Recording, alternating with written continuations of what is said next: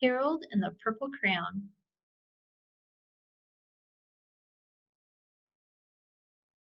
One evening, after thinking it over for some time, Harold decided to go for a walk in the moonlight. There wasn't any moon, and Harold needed a moon for a walk in the moonlight, and he needed something to walk on. He made a long, straight path so he wouldn't get lost, and he set off his walk, taking his big purple crayon with him. But he didn't seem to be getting anywhere on that long, straight path. So he left the path for a short cut across the field, and the moon went with him. The shortcut led right to where Harold thought a forest ought to be. He didn't want to get lost in the woods, so he made a very small forest with just one tree in it. It turned out to be an apple tree. The apples would be very tasty, Harold thought, when they got red. So he put a frightening dragon under the tree to guard the apples. It was a terribly frightening dragon. It even frightened Harold. He backed away.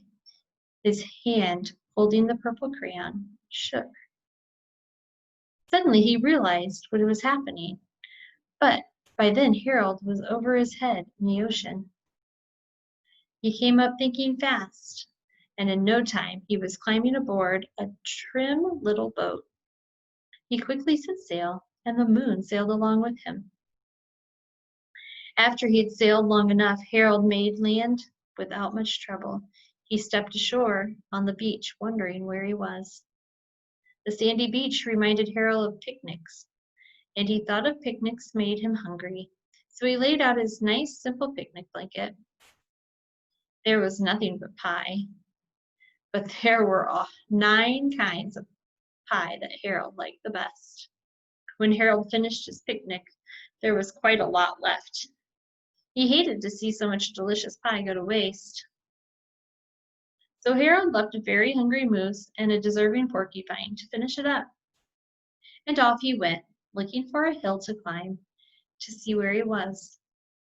Harold knew that the higher up he went, the farther he could see, so he decided to make the hill into a mountain.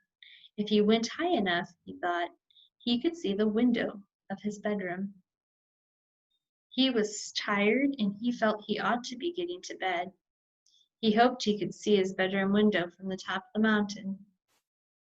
But as he looked down over the other side, he slipped, and there wasn't any other side of the mountain. He was falling in the air. But luckily, he kept his wits and his purple crayon. He made a balloon and grabbed onto it. Then he made a basket under the big balloon, enough to stand in. He had a fine view from the balloon, but he couldn't see his window. He couldn't even see his house. So he made a house with windows, and he landed the balloon on the grass in the front yard. None of the windows was his window. He tried to think where his window ought to be. He made some more windows. He made a big building full of windows.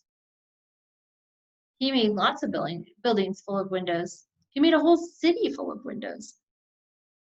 But none of the windows was his window. He couldn't think where it might be. He decided to ask a policeman. The policeman pointed the way Harold was going anyway, but Harold thanked him. And he walked along with the moon, wishing he was in his bedroom and in his bed. Then, suddenly, Harold remembered.